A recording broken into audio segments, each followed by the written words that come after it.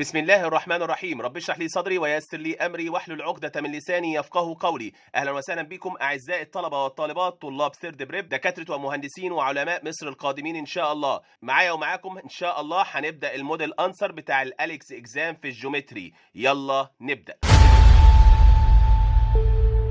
Question 1 بيقول لي choose the correct answer from those given. Number 1 بيقول لي if C6 and negative 4 is the midpoint of AB where A5 and negative 3 then B is what؟ أنا عارف إن في رول للميد بوينت عبارة عن إيه؟ x1 plus x2 over 2 and y1 plus y2 over 2. خلاص يا مستر، هو مديني الميد بوينت اللي هي C، هكتبها هنا 6 and negative 4. أنا هعمل إيه يا مستر؟ هقول له little b x y، هفرضها إن هي x y، ويلا أنا كده عندي ال A وكمان البي يا مستر اكس، يبقى هنا 5 بلس الاكس اوفر 2، وعندي الناحيه الثانيه نيجاتيف 3 بلس الواي اوفر 2. نقسم الصفحه نصين، الاكس في الليفت والواي في الرايت يا مستر، يبقى 5 بلس اكس اوفر 2 ايكوال 6، وهنا نيجاتيف 3 بلس واي اوفر 2 ايكوال نيجاتيف 4. اعمل ايه يا مستر؟ هنعمل كروس مالتيبليكيشن، ال6 دي تحتيها 1 وهنا برضه هنعمل كروس مالتيبليكيشن والنيجاتيف 4 هنا تحتيها 1. يبقى يا مستر خلاص 5 بلس اكس ايكوال 12، والناحيه الثانيه نيجاتيف 3 بلس واي ايكوال نيجاتيف تايم بوزيتيف نيجاتيف، و2 تايم 4 ايكوال نيجاتيف 8.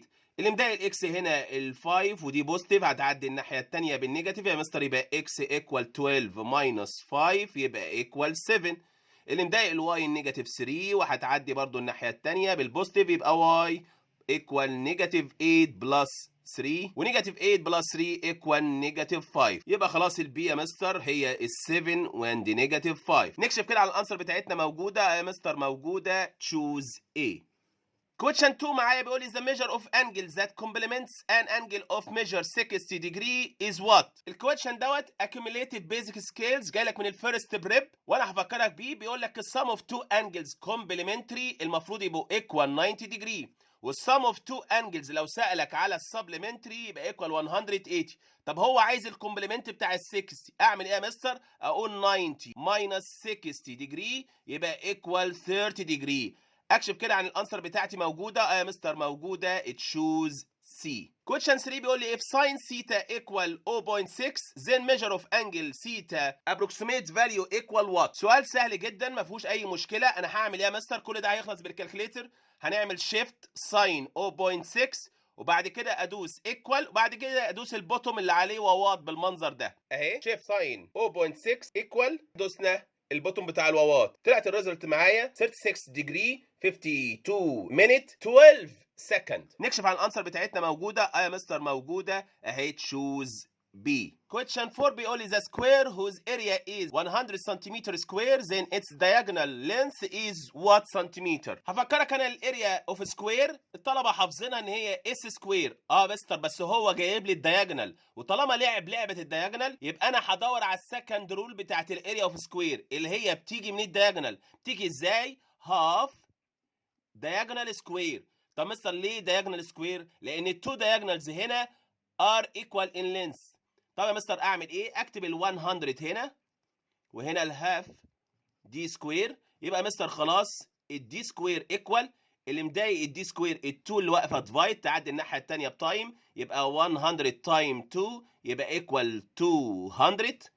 يا مستر بس دي diagonal سكوير. عشان يا مستر اللي يمشي السكوير يبقى السكوير روت، يبقى سكوير روت 200 يبقى الريزلت 10 روت 2 سنتيمتر. نكشف كده على الانسر بتاعتنا، موجوده يا مستر، موجوده. تشوز D. Question 5 بيقول لي ABC is a right angle triangle at B where A and B then the slope of BC وتيك كير. بيطلب منك السلوب بتاع البي سي. الرول بتاع السلوب زي ما انت عارف هو equal y2 minus y1 over x2 minus x1. طب يا مستر ما هو مديني الاي والبي، ما هي الاي والبي انت كده هتجيب لي السلوب بتاع الاي بي. طب مستر انا ازاي اجيب بقى السلوب بتاع البي سي؟ زي ما انت شايف كده ان الاي بي perpendicular to BC، وطالما مستر بيربنديكولار يبقى M1 تايم M2 ايكوال نيجاتيف 1. يبقى انا اروح يا مستر اجيب السلوب بتاع الاي بي ومنها هعرف اطلع السلوب بتاع البي سي. السلوب بتاع الاي بي هنشتغل عليه، يبقى 4 وهنا ماينس ومعاها نيجاتيف 2 تبقى بلس 2، اوفر 1 ماينس وهنا نيجاتيف 1 يبقى 1 بلس 1 فتكون الريزلت 6 اوفر 2 تكون الريزلت 3. امال انا يا مستر هجيب السلوب اوف بي سي هجيبها له ازاي؟ مفيش اي مشكله، شقلب وغير الساين. ايه يا مستر يعني ايه شقلب وغير الساين؟ ال 3 دي تحتيها 1 شقلبها يبقى 1 اوفر 3. ال 3 دي بوزيتيف خليها غير الساين بتاعتها يبقى نيجاتيف، يبقى مستر يبقى الريزلت نيجاتيف 1 اوفر 3. نكشف كده عن الانسر بتاعتنا موجوده. يا مستر موجوده، تشوز A. Question 6 بيقول the sum of lengths of any two sides of a triangle is what from the length of the third side. الكويشن ده accumulative basic skills جاي لك من second prep، واحنا عارفين دايما ان السم بتاع two sides of any triangle greater than the third side. طب يا مستر هو ممكن يعكس الكويشن ده في الامتحان؟ جه قبل كده في امتحان وعكس الكويشن ده. لو عكس الكويشن يبقى less than. نكشف كده على الانسر بتاعتنا نشوفها موجوده. يا مستر موجوده، تشوز C. Question 2A بيقول لي in the opposite figure ABC is an isosceles triangle and right angle at C and the length of each of its legs is L. Find number 1 بيقول لي the ratio between the lengths of the triangle sides AC to BC to AB والrequired 2 بيقول لي find tan B and sin A. هعمل ايه يا مستر؟ لو بصيت على isosceles triangle دوت اللي قدامك اللي هو right angle triangle هتلاقي عندك الهايبوتنس مش موجود. طب مستر هو ده ضروري جدا عشان اعرف احل الكويشن ده. اقول له يا مستر سنس ان التريانجل اللي اسمه اي بي سي، قال لي ماله؟ قلت له رايت ات سي. طب وانا استفدت ايه يا مستر؟ لا انا هشتغل بالبايثاغورس ثيري اجيب الاي بي يبقى ايكوال سكوير روت ال سكوير بلس ال سكوير، يطلع الريزلت بتاعتي 2 ال سكوير. ال2 مش هتطلع من جوه السكوير روت يبقى يا مستر هنا سكوير روت 2، والال هنا فيها سكوير هتمشي مع السكوير روت وهتطلع ال. يبقى خلاص يا مستر الريشيو ما بين الاي سي للبي سي للاي بي، الاي سي اروح اجيبها يبقى يا مستر البي سي اروح اجيبها برضو الاي بي ال روت 2. ما تنساش الكوفيشنت بتاعت ال هنا 1 والكوفيشنت بتاعت ال هنا 1. طب يا مستر هنا في ال وال وال هنعمل ليهم كلهم كانسلد، يبقى الريزلت طلع لي 1 to 1 to روت 2. الريكوايرد التاني بيقول لي find tan B والساين A. مستر tan B equal اقف على البي tan الرول بتاعتها opposite over adjacent يبقى مستر L over L و L over L equal 1. تاني حاجة طالبها مني ساين A. الساين A اقف على ال A، الساين الرول بتاعتها opposite over hypotenuse يبقى مستر L over L root 2. وخلاص احنا اتفقنا الكوفيشنت بتاعت ال فوق 1 واللي هيحصل هنا كانسلد لل يبقى مستر الريزلت 1 اوفر روت 2. Question 2B بيقول لي if the distance between the 2 points واداهم لي 2 points قال لي equals 2 square root 5 length units find the value of x. مهم جدا تبقى حافظ الرول بتاعت الديستانس between the 2 points اللي هي square root x2 minus x1 all power 2 plus y2 minus y1 all power 2. مستر انا اعمل ايه؟ ركز كده، هو قال الديستانس وقال لك ايكوالز، يبقى مستر ال2 سكوير روت 5 احطها هنا ولا احطها هنا؟ طبعا احطها تحت الديستانس بتاعتها 2 سكوير روت 5 ايكوال سكوير روت يلا x2 ماينس x1 x ماينس 6 يبقى x يا مستر ماينس 6 اول باور 2 بلس، وهنا مستر بالنسبه للواي 5 ماينس 1 5 ماينس 1 ايكوال 4 سكوير. طب يا مستر انا هعمل ايه؟ اللي مضايقني هنا السكوير روت، واللي ماشي السكوير روت لسكوير اكتب كده ليه سكوير، هيفهم ان انا هاخد للبوث سايدز سكوير، اجي هنا واكتب 2 سكوير روت 5 اول سكوير، واجي هنا اكتب برضو السكوير روت بتاعي واحط عليه سكوير. ايه يا مستر اللي هيحصل دلوقتي؟ بالنسبه لده السكوير هياخد السكوير روت وياخده ويطير، فيتبقى هنا x ماينس 6 اول باور 2 بلس 16. الناحيه الثانيه اوعى تنسى ال2 هيحصل لها سكوير تبقى 4، والسكوير هياخد السكوير روت ويطير يبقى 5، يبقى تايم 5. الريزلت هنا 20 وهنا x ماينس 6 اول باور 2 بلس 16. اللي مضايق x ماينس 6 اول باور 2 ال 16 البعيده دي بوزيتيف هتعدي الناحيه الثانيه بديفرنت ساين، يبقى الريزلت يا مستر x ماينس 6 اول باور 2 ايكوال 20 ماينس 16 يبقى الريزلت ايكوال 4. طب مستر هعمل ايه؟ انا عايز الاكس تقف لوحدها، اللي مضايقها دلوقتي السكوير اللي فوق دي اللي يمشي السكوير سكوير روت، وما تنساش احنا هناخد سكوير روت للبوث سايدز، يبقى مستر هنا x minus 6 equals، وخلي بالك وتكير من التركايه اللي جايه، لما تلاقي x سكوير y سكوير z سكوير اوعى تنسى تحط بوزيتيف نيجاتيف الاذر سايدز الناحيه الثانيه، يبقى بوزيتيف نيجاتيف سكوير روت 4 يبقى بوزيتيف نيجاتيف 2.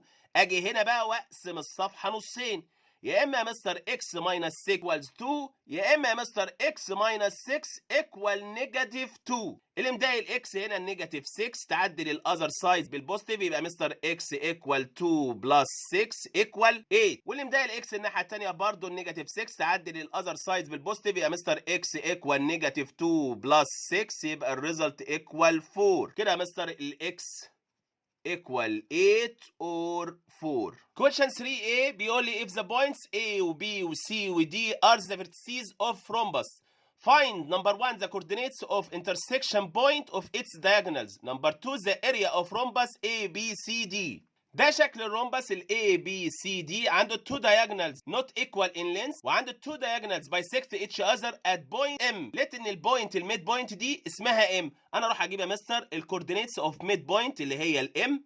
الرول بتاعت الميد بوينت اكتبها x1 بلس x2 اوفر 2 وهنا y1 بلس y2 اوفر 2. طب انا مستر اجيبها من الاي سي ولا البي دي؟ براحتك. على فكره لو جبتها من الاي سي هتلاقي هي ايكوال لو جبتها من الدي بي زي ما انت عايز. هناخدها عن طريق الاي سي فيبقى عندي 3 وبلس يبقى نيجاتيف 1 اوفر 2 وعندي 2 بلس يبقى نيجاتيف 2 اوفر 2 يبقى الريزلت هنا 3 ماينس 1 2 اوفر 2 وهنا 2 ماينس 2 0 اوفر 2 فتطلع الريزلت 1 and 0. فالريكواير 2 بيقول لي find the area of rhombus ABCD.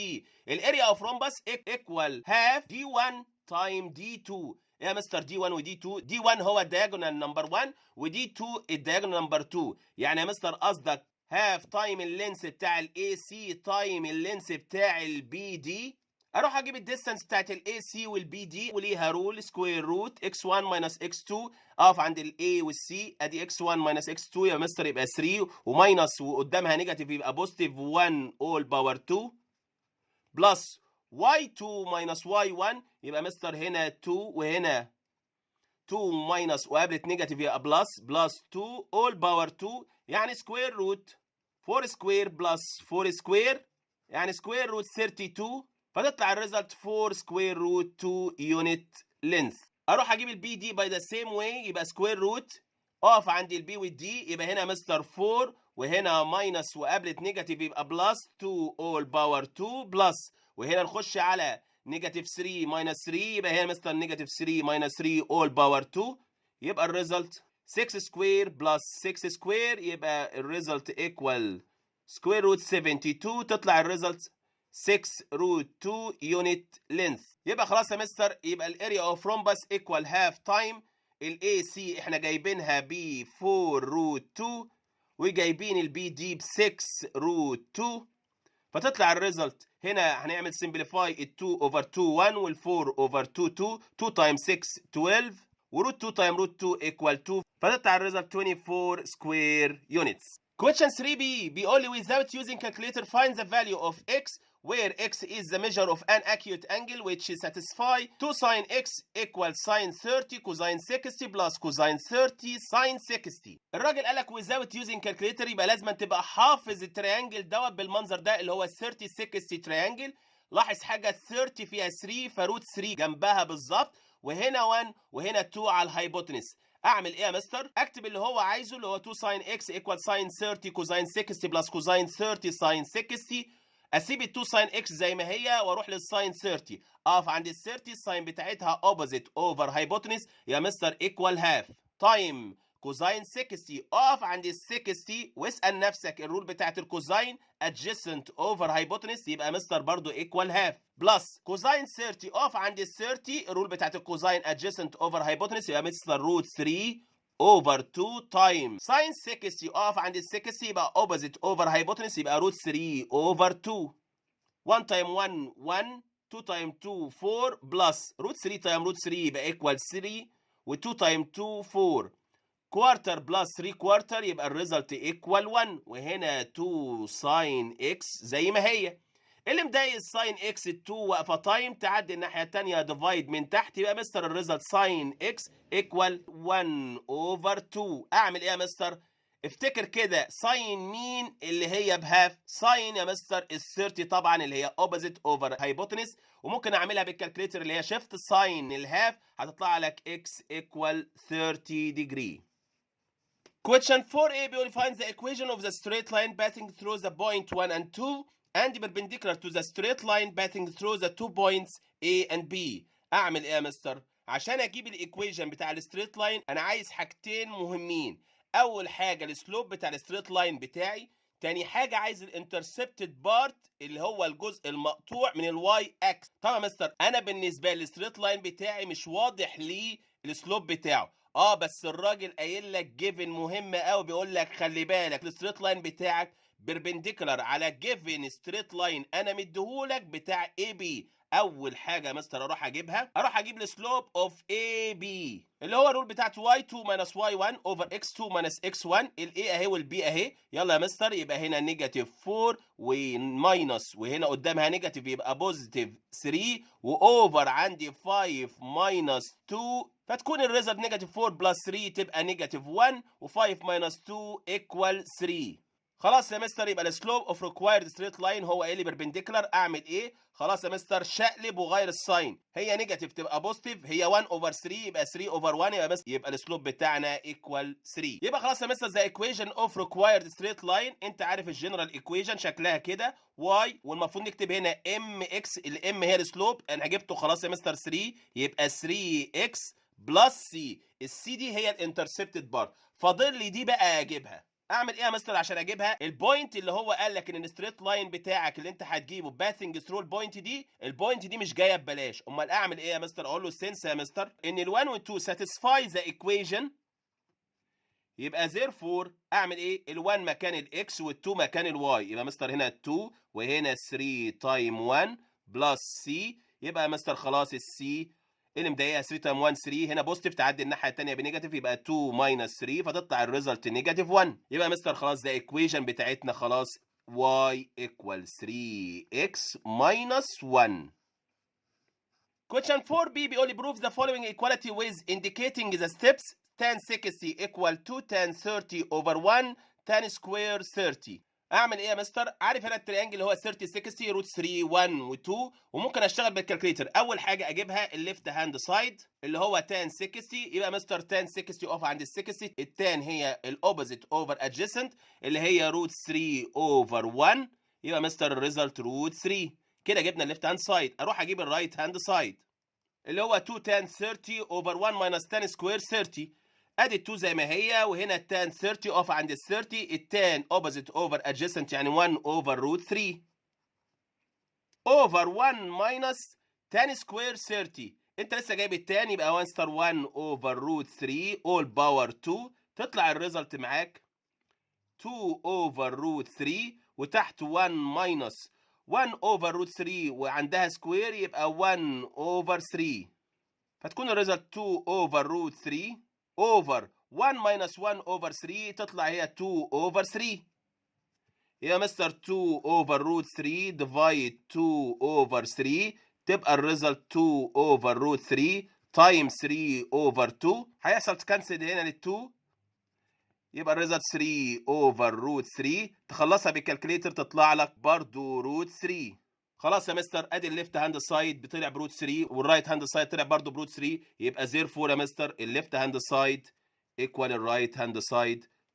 Question 5a بيقول لي if the straight line L1 passes through the 2 points واداهم لي and the straight line L2 makes with positive direction of x axis an angle of measure 45 find the value of k اللي موجوده هنا if L1 parallel to L2. اروح اقول له مستر سنس يا مستر سنس ايه؟ ان ال L1 parallel to L2 يبقى therefore M1 equal M2، يعني الاسلوب الاولاني ايكوال الاسلوب الثاني. اروح اجيب يا مستر M1 هنا اقسم الصفحه نصين. M1 انا عندي عليها 2 بوينت ومستر والرول بتاعتها y2 minus y1 over x2 minus x1، يبقى مستر k minus 1 over 2 minus 3 فتكون الريزلت k minus 1 و 2 minus 3 equal negative 1. اروح اجيب m2 هو اداني الانجل with positive direction بتاع الاكس اكسس 45 واقدر اجيب من الرول الثانيه بتاعت السلوب اللي هي تان سيتا اللي هي مستر تان